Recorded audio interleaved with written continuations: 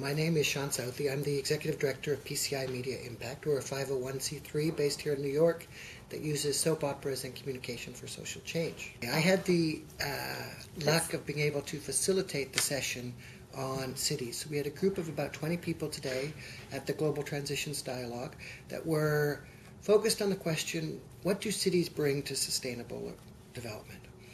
I think the biggest takeaway from the group is that if we look back at the last 20 years since Rio happened the first time, one of the biggest successes we see is the local government success. We see a proliferation of local Agenda 21s. We see local innovations across climate change, water conservation, and good governance. We have the participatory budget systems that started essentially in Rio and around Rio in Brazil and are now fairly common around the world. So we recognize the power of cities. And we recognize the power of them as key change agents of change for sustainable development. But we recognize the need to go deeper.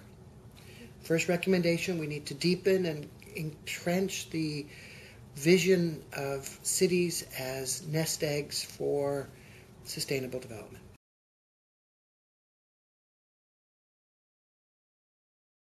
I think there's 5 key messages that the group came up with today. One is we need to build on and entrench and deepen the vision and role of cities as champions for sustainable development. 2, to do that, we need to recognize the key players that drive sustainable development at the local level. These are citizens themselves, the leadership of cities' mayors, but we also recognize the critical role of planners and city planners as agents of change and sustainable development at the city level.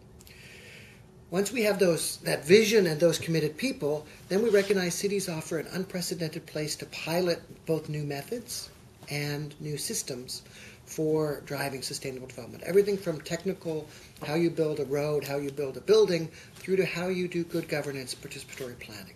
All of those need to be deepened at the city level. We have to ensure we keep bringing the city to the country and the country to the city. We need to make sure that inside our cities we find nature. And we're familiar with it and it's comfortable. The urban gardens are a good example of that. And last point is, once we have these beautiful examples happening, we have to ensure we get peer-to-peer sharing. How can we get cities sharing with other cities, planners sharing with planners, mayors sharing with mayors? And lastly, mayors are bold, cities are beautiful. They offer a unique chance to call into question the slowness that sometimes national government takes to make big decisions. So we want to deepen the role of mayors and local governments in dealing with national and global issues such as climate change.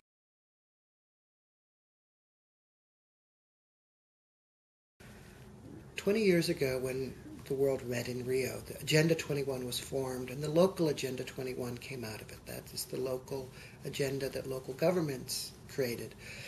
In the first 10 years of Rio, over 8,000 of these were prepared around the world. I hope we go into Rio recognizing and celebrating that local governments have done exceptional things.